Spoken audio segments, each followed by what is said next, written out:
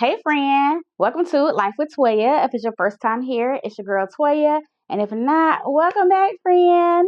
Let's dive into today's topic. But before we do, grab your glass because this is going to be a very hot topic.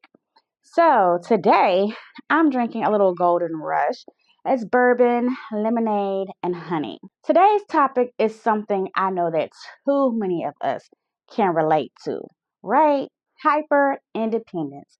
This is that feeling where you feel like you can't rely on anyone or anything to help you when you are in need. This tricks you into feeling like you have to handle everything yourself. Because somewhere deep down, you learn that asking for help means that you will be disappointed. Not that you may, but that you will. And I'm here to tell you, friend, that is not true. Being strong all the time is exhausting.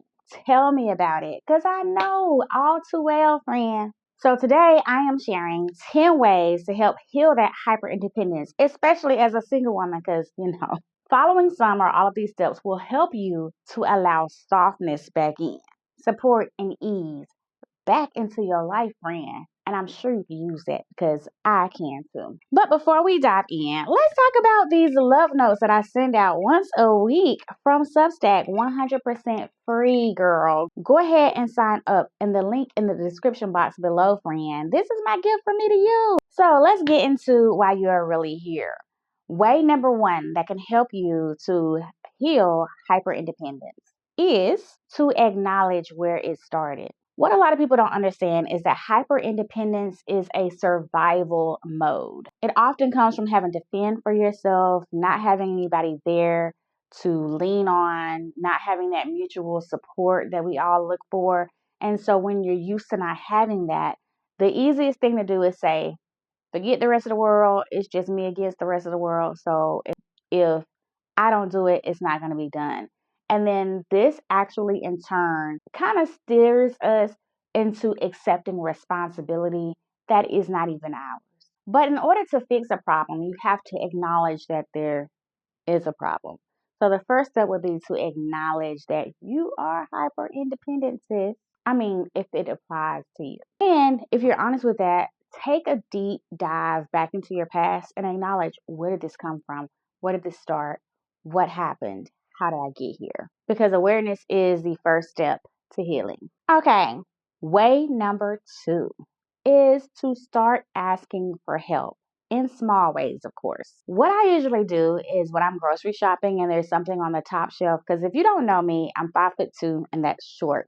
So if I'm in the grocery store and there's something that I need and I can't reach it, it's on a top shelf, I do this thing where I'll find a tall guy and I'll say something like, "Excuse me, can I borrow your height?" And a lot of times they'll it kind of like boosts up their ego. Yeah, sure, haha. And allow me to borrow their height. They'll grab whatever it is that I need. And sometimes, even the wives or girlfriends or the significant others there, they will also like laugh and chuckle and they'll like, "Girl, I'm short too. I get it. He helps me out of the house, blah, blah, blah." And it's just like a thing.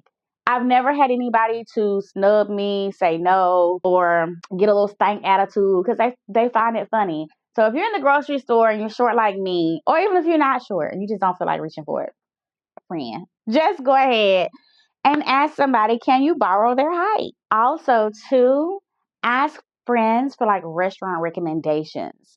So I have this friend, Bianca, if you're watching, hey girl, she loves to look up like trip stuff and, things like that.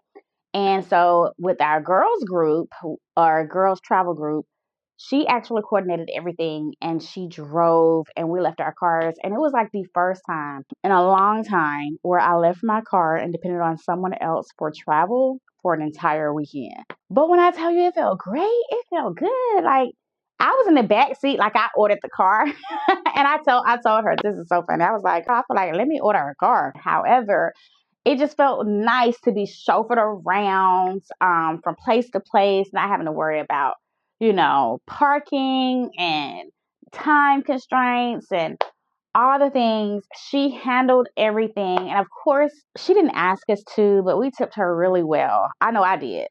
I said all of that to say, build your muscle of receiving. one small ask at a time. Way number 3 is we have to reframe dependence as interdependence. Healthy relationships, no matter the relationship status, whether it's friendship, whether it's romantic, whether it's co-working relationship, or even family, they need to be give and take. They need to be mutually respectable. You know what I'm saying? If you feel like you're on a one-way street, girl, get off. You should be in friendships and circles where the support feels mutual. You know what I mean? I'm always supporting you. I'm always supporting you. And when I need support, you're nowhere to be found. And I know we live in a selfish world where everyone is out for them, but find you some genuine people who appreciate your assistance and not take it for granted or even take advantage of it. One thing that I want to tell you that I had to tell to myself is you are not weak for needing help. You are human and humans need help. We were not made to do life alone. Life is better in community. Find your community.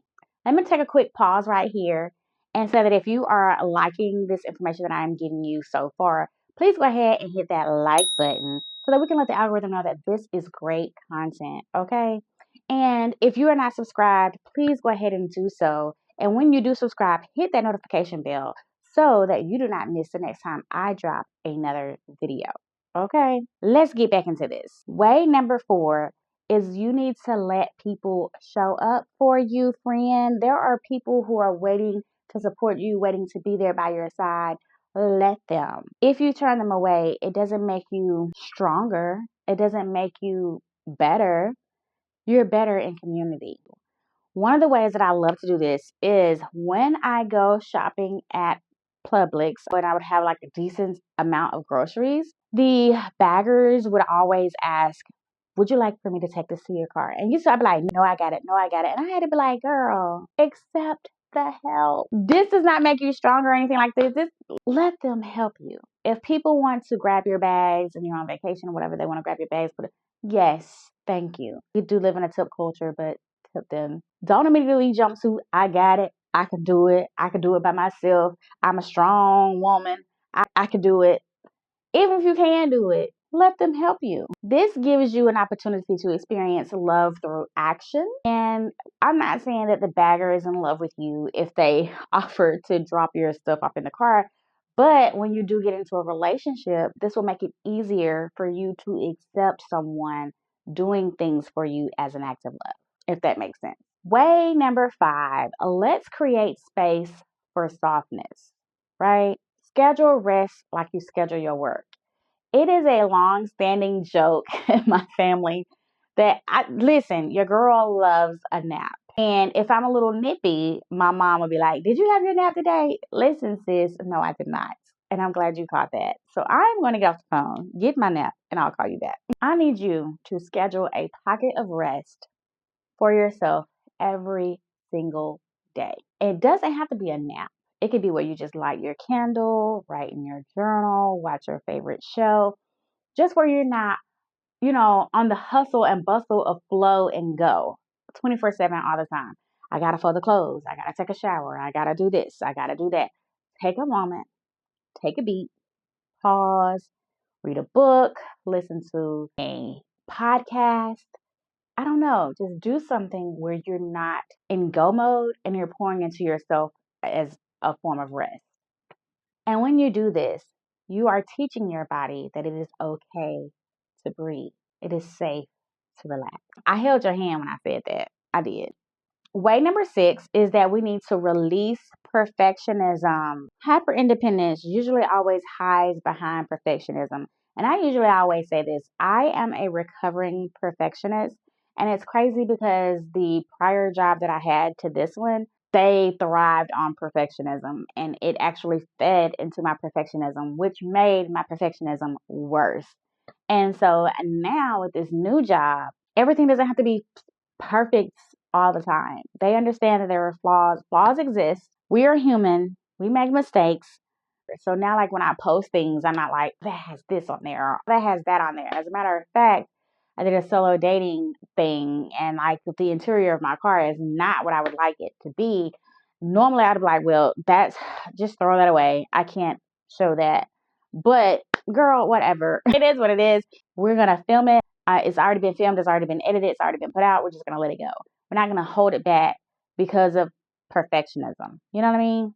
Because that content can help somebody else to actually pursue a solo date and they actually do it. Let go of the fear of being judged and remember that done is better than perfect. And peace is way better than control. Way number 7 is to rebuild your trust in others without abandoning yourself. When you have been disappointed, it's so easy to build walls up around your stuff. You start to tell yourself stuff like, I am the only person that I can depend on.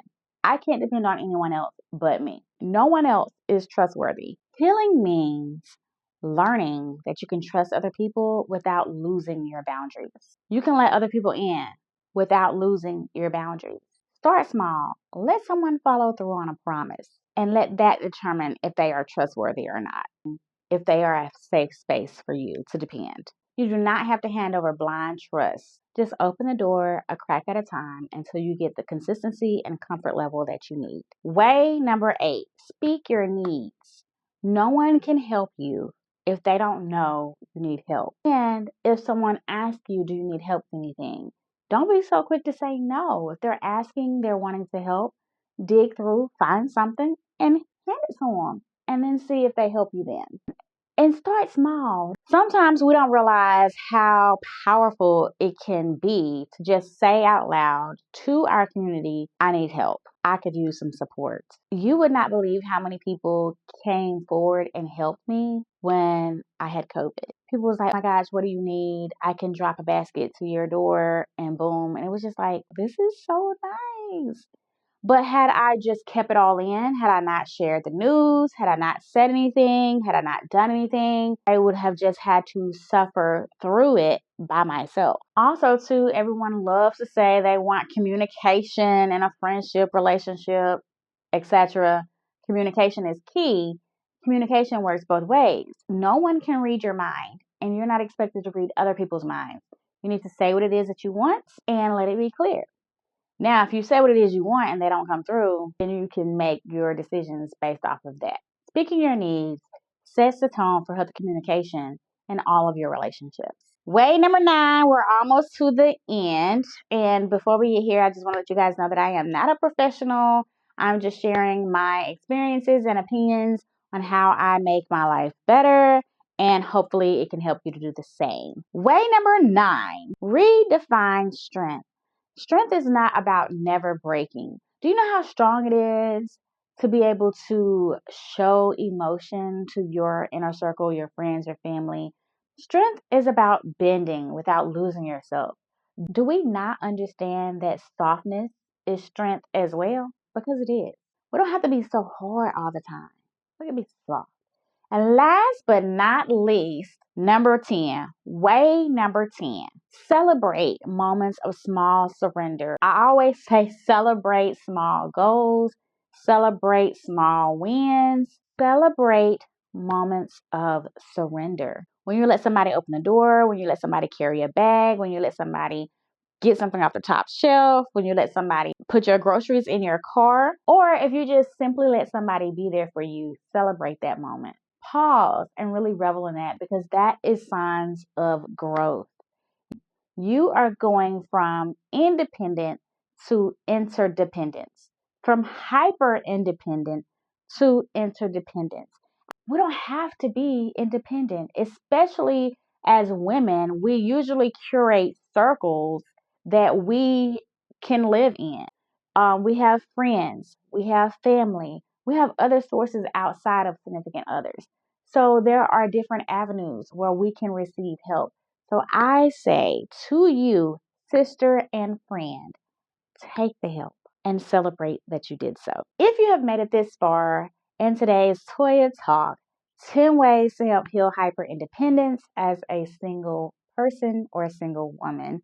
Thank you so much. I appreciate all of your views. And I would love to appreciate you, but I want to know who I am appreciating. So if you could drop a dove in the comment section below so that I know that you have made it to this point in the end. And until next time, while you're also healing your hyper independence, enjoy life with Toya. Love y'all. Bye.